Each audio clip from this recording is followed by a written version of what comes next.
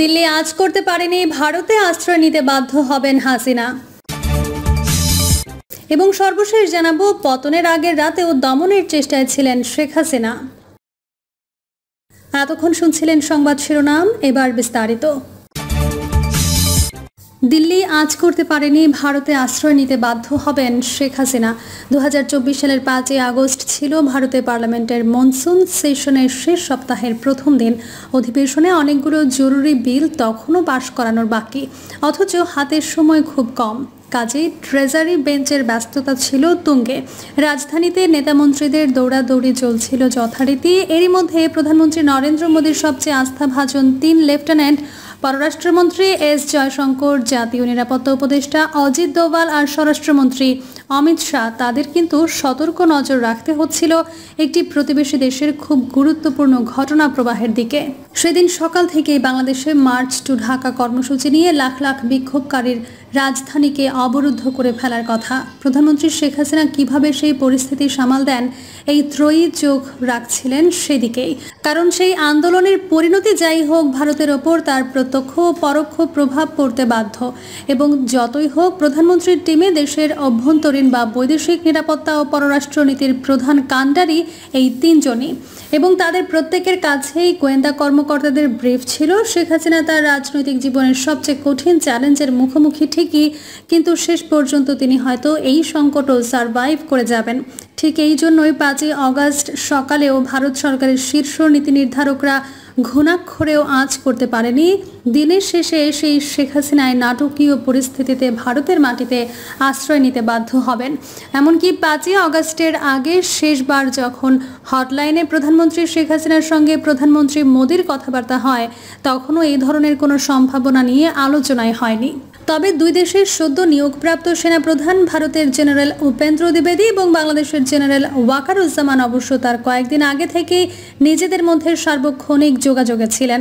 পরিস্থিতি নিয়ে তাদের মধ্যে আলোচনা হচ্ছিল এবং বাংলাদেশের মাটিতে সেনা পাঠানোর কোনো সম্ভাবনা না থাকলেও ভারত যে অন্য সব রকমভাবে সাহায্য করতে প্রস্তুত, সেই বার্তাও দিয়ে রাখা হয়েছিল। কিন্তু শেষ পর্যন্ত 5 আগস্ট যেভাবে ঘটনা প্রবাহ মোড় নিল বা আনফোল্ড করলো, তার জন্য দিল্লি যে ঠিক প্রস্তুত ছিল সে কথা বলা যাবে না। কারণ জীবন বাঁচাতে শেখ হাসিনাকে শেষ পর্যন্ত দেশ ত্যাগ করতে হবে প্রায় ধরেই নেওয়া হয়েছিল, এরকম সম্ভাবনা খুব ক্ষীণ। পতনের আগের রাতেও দমনের চেষ্টায় ছিলেন শেখ হাসিনা। সরকার পতনের আগের রাতে গোয়েন্দা সংস্থাগুলো ও বিভিন্ন মাধ্যম থেকে শেখ হাসিনার কাছে খবর পাঠানো হচ্ছিল পরদিন 5 আগস্ট লাখ লাখ মানুষ ঢাকার রাজপথে নেমে আসবে। পরিস্থিতি নিয়ন্ত্রণের সামর্থ্য আইন শৃঙ্খলা রক্ষাকারী বাহিনীর থাকবে না, এমন ইঙ্গিতও ছিল গোয়েন্দা প্রতিবেদনগুলোতে। পুলিশ সহ বিভিন্ন বাহিনীর ঊর্ধ্বতন কর্মকর্তারাও আসন্ন পরিস্থিতির কথা জানিয়েছিল। কিন্তু শেখ হাসিনা ক্ষমতা ধরে রাখতে ছিলেন অনড়। তিনি আরও রক্তপাত ঘটিয়ে হলেও পরিস্থিতি নিয়ন্ত্রণে আনতে বাহিনীগুলোকে চাপ দেন। 4 আগস্ট অনেক রাত পর্যন্ত তিনি আন্দোলন দমনে রাষ্ট্রীয় বাহিনীগুলোকে ব্যবহারের চেষ্টায় ছিলেন। পুলিশের তৎকালীন মহাপরিদর্শকের জবানবন্দি, আন্তর্জাতিক অপরাধ ট্রাইব্যুনালের তদন্তে প্রাপ্ত তথ্য, গোয়েন্দা প্রতিবেদন এবং গণভবনে উপস্থিত ছিলেন এমন একাধিক কর্মকর্তার সঙ্গে কথা বলে গত বছর 4 ও 5 আগস্টে শেখ হাসিনার কার্যক্রম ও পরিকল্পনার সম্পর্কে তথ্য পাওয়া গেছে। প্রাপ্ত তথ্য অনুযায়ী সরকার পতনের সব ধরনের বাস্তবতা থাকার পরেও শেখ হাসিনা ক্ষমতা ছাড়তে চাননি, বরং আগের দিন এই প্রসঙ্গে ওঠায় ক্ষিপ্ত হয়েছিলেন তিনি। দেশ ছেড়ে পালানোর আগের রাতেও বলেছিলেন যে কোনোভাবেই হোক আন্দোলন দমন করতে হবে, কিন্তু শেখ হাসিনা ক্ষমতা ধরে রাখতে ছিলেন অনড়। তিনি আরও রক্তপাত ঘটিয়ে হলেও পরিস্থিতি নিয়ন্ত্রণে আনতে বাহিনীগুলোকে চাপ দেন। 4 আগস্ট অনেক রাত পর্যন্ত তিনি আন্দোলন দমনে রাষ্ট্রীয় বাহিনীগুলোকে ব্যবহারের চেষ্টায় ছিলেন। ছাত্র জনতার অভ্যুত্থানে শেখ হাসিনার পতনের আগের দিন 4 আগস্টকে ভয়ঙ্কর এবং উত্তেজনাপূর্ণ বলে আন্তর্জাতিক অপরাধ ট্রাইব্যুনালের এক শুনানিতে উল্লেখ করা হয়েছে। আমরা চেষ্টা করেছি সরকারকে সঠিক তথ্য দিতে, সরকার তার দুর্বলতার শুনতে প্রস্তুত ছিল না। এই মিটিংয়ে থাকা অবস্থায় পরিস্থিতির দ্রুত অবনতি হতে থাকে এবং বিভিন্ন স্থানের সমস্যা দেখা দেয়।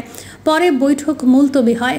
তৎকালীন আইজিপি ও বর্তমানে কারাবন্দী চৌধুরী আবদুল্লাহ আল মামুন আদালতে দেওয়া এক জবানবন্দিতে বলেছেন, 4 আগস্ট দিনে ও রাতে বিভিন্ন বাহিনীর প্রধান, গোয়েন্দা সংস্থা কর্মকর্তা ও ঊর্ধ্বতন কর্মকর্তাদের সঙ্গে গণভবনে শেখ হাসিনা 2 দফা বৈঠক করেছিলেন।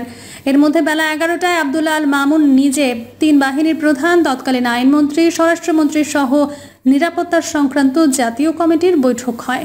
আন্দোলন পরিস্থিতি এবং তা দমন করার বিষয়ে আলোচনা হয়। বৈঠকে বলা হয়, গোয়েন্দা প্রতিবেদনে এসেছে আন্দোলন গুরুতর পর্যায়ে চলে গেছে, তা দমন করা প্রয়োজন। সাবেক এই আইজিপি জবানবন্দিতে বলেন, আমরা চেষ্টা করেছি সরকারকে সঠিক তথ্য দিতে, সরকার তার দুর্বলতা শুনতে প্রস্তুত ছিল না। এই মিটিংয়ে থাকা অবস্থায় পরিস্থিতির দ্রুত অবনতি হতে থাকে ও বিভিন্ন স্থানে সমস্যা দেখা দেয়। পরে বৈঠক মুলতবি হয়। পুলিশের তৎকালীন মহাপরিদর্শকের জবানবন্দি, আন্তর্জাতিক অপরাধ ট্রাইব্যুনালের তদন্তে প্রাপ্ত তথ্য, গোয়েন্দা প্রতিবেদন এবং গণভবনে উপস্থিত ছিলেন এমন একাধিক কর্মকর্তার সঙ্গে কথা বলে গত বছর 4 ও 5 আগস্টে শেখ হাসিনার কার্যক্রম ও পরিকল্পনার সম্পর্কে তথ্য পাওয়া গেছে। দ্বিতীয় বৈঠকটি হয়েছে 4 আগস্ট রাত 10টার দিকে। সাবেক এই আইজিপির ভাষ্য অনুযায়ী এই বৈঠকে তৎকালীন প্রধানমন্ত্রী, তার বোন শেখ রেহানা, তৎকালীন স্বরাষ্ট্রমন্ত্রী আসাদুজ্জামান খান কামাল, আইনমন্ত্রী আনিসুল হক, 3 বাহিনীর প্রধান, র্যাবের ডিজি ও আইজিপি উপস্থিত ছিলেন। এই বৈঠকে শেখ হাসিনার খুবই ঘনিষ্ঠ হিসেবে পরিচিত লেফটেন্যান্ট জেনারেল মুজিবুর রহমানও উপস্থিত ছিলেন। সেখানে খোলামেলা কথা হয়। এই বৈঠকে কিভাবে পরদিনের অর্থাৎ 5 আগস্টের আন্দোলন ও গণজমায়েত দমন করা যায় তা নিয়ে কথা হয় জানিয়ে সাবেক আইজিপি জবানবন্দিতে বলেন, বৈঠক শেষে আমরা সেনাবাহিনীর অপারেশন কন্ট্রোল রুমে চলে যাই। 3 বাহিনীর প্রধান, লেফটেন্যান্ট জেনারেল মুজিব, র্যাবের ডিজি, গোয়েন্দা সংস্থা, ডিএমপি কমিশনার হাবিবুর রহমান ও আমি নিজে ছিলাম। সেখানে ফোর্স মোতায়েন নিয়ে কথা হয়। রাত প্রায় 12:30টায় এই বৈঠক শেষ হয়। বৈঠকে ঢাকা শহর, ঢাকার প্রবেশমুখে কঠোর অবস্থান নেওয়ার সিদ্ধান্ত হয়। তবে সামরিক বাহিনীর উচ্চ পর্যায়ের একটি সূত্র জানায়, গণভবনে 4 আগস্ট রাতের বৈঠকে শেখ হাসিনাকে সেনাবাহিনীর উচ্চ পর্যায়ের একজন কর্মকর্তা বলেছেন, এইসব আলোচনা কাজে লাগবে না, সময় ফুরিয়ে গেছে।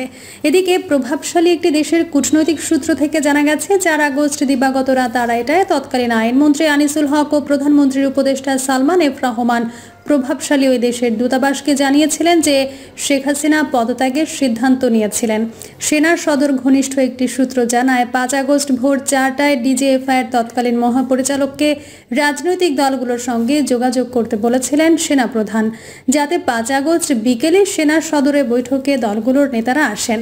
5 আগস্ট বিকেলে ওই বৈঠক চলাকালে সেনাপ্রধানকে ডিজিএফআইয়ের মহাপরিচালক জানান যে শেখ হাসিনা চলে যাচ্ছেন। প্রভাবশালী একটি দেশের কূটনৈতিক সূত্র থেকে জানা গেছে, 4 আগস্ট দিবাগত রাত 2:30টায় তৎকালীন আইনমন্ত্রী আনিসুল হক ও প্রধানমন্ত্রী উপদেষ্টা সালমান এফ রহমান প্রভাবশালী ওই দেশের দূতাবাসকে জানিয়েছিলেন যে শেখ হাসিনা পদত্যাগের সিদ্ধান্ত নিয়েছিলেন। তবে গত 25 মে আন্তর্জাতিক অপরাধ ট্রাইব্যুনালে একটি মামলার শুনানিতে চিফ প্রসিকিউটর মোহাম্মদ তাজুল ইসলাম প্রসঙ্গক্রমে 4 ও 5 আগস্টের ঘটনাক্রমের একটি বর্ণনা দেন। তাতে তিনি বলেন, গণভবনে 4 আগস্টের রাত ছিল খুবই উত্তেজনাপূর্ণ এবং ভয়ঙ্কর। ওই রাতে সাবেক প্রধানমন্ত্রী শেখ হাসিনার সঙ্গে আওয়ামী লীগ সরকারের মন্ত্রী ও শীর্ষ পর্যায়ের নেতা ও বিভিন্ন বাহিনীর শীর্ষ কর্মকর্তাদের কয়েক দফা বৈঠকে রাগারাগি ও উত্তপ্ত বাক্য বিনিময় হয়। শুনানিতে ঘটনার বর্ণনায় বলা হয়, বৈঠকে 3 বাহিনীর প্রধানের সঙ্গে বৈঠকে উপস্থিত শেখ হাসিনার নিরাপত্তা উপদেষ্টা মেজর জেনারেল তারেক সিদ্দিকের মাধ্যমে তৎকালীন প্রধানমন্ত্রী শেখ হাসিনার পদত্যাগের বিষয়টি ওঠানো হয়। তখন শেখ হাসিনা ক্ষুব্ধ হয়ে বলতে থাকেন, যা হওয়ার হবে, তিনি ক্ষমতা ছাড়বেন না। এই সময় শেখ হাসিনা সেনাপ্রধানকে মেরুদণ্ড শক্ত করে কঠোর হয়ে বিক্ষোভ দমনের নির্দেশ দেন। শুনানিতে পরের ঘটনায় বর্ণনায় বলা হয়, শেখ হাসিনার নির্দেশের পর জেনারেল তারেক সিদ্দিকী শেখ হাসিনাকে সমর্থন জানিয়ে বলেন, সেনাবাহিনী গুলি চালিয়ে কিছু লোককে মেরে ফেললে বিক্ষোভ এমনিতেই দমন হয়ে যাবে। এছাড়া জেনারেল তারেক সিদ্দিক বিমান বাহিনীকে হেলিকপ্টার থেকে গুলি চালানোর কথা বলেন। তখন বৈঠকে উপস্থিত বিমান বাহিনীর প্রধান তারেক সিদ্দিকের ওপর রেগে যান। প্রধানমন্ত্রীর উদ্দেশ্যে তিনি বলেন, এই লোকটি আপনাকে ডুবিয়েছে এবং আরও ডোবাবে। ট্রাইব্যুনালে চিফ প্রসিকিউটর বলেন, শেখ হাসিনাকে কঠোর অবস্থানে থাকার জন্য সেই রাতে পরামর্শ দিয়েছিলেন গ্যাং অফ 4। তারা হলেন আওয়ামী লীগের সাধারণ সম্পাদক ওবায়দুল কাদের, সাবেক স্বরাষ্ট্রমন্ত্রী আসাদুজ্জামান খান, সাবেক আইনমন্ত্রী আনিসুল হক ও সাবেক প্রধানমন্ত্রীর উপদেষ্টা সালমান এফ রহমান। তাদের পরামর্শ ছিল, কোনোভাবেই নরম হওয়া যাবে না। জেনারেল তারেক সিদ্দিক বিমান বাহিনীকে হেলিকপ্টার থেকে গুলি চালানোর কথা বলেন। তখন বৈঠকে উপস্থিত বিমান বাহিনীর প্রধান তারেক সিদ্দিকের ওপর রেগে যান। প্রধানমন্ত্রীর উদ্দেশ্যে তিনি বলেন, এই লোকটি আপনাকে ডুবিয়েছে এবং আরও ডোবাবে। শুনানিতে চিফ প্রসিকিউটর বলেন, এর আগে 4 আগস্ট দুপুরে গণভবনে শেখ হাসিনার সঙ্গে দেখা করেন স্পিকার শিরিন শারমিন চৌধুরী। প্রিয় দর্শক, এই ছিল এখনকার সর্বশেষ সংবাদ। আপডেট সব সংবাদ পেতে চ্যানেলটি সাবস্ক্রাইব করে বেল আইকনটি ক্লিক করে রাখুন।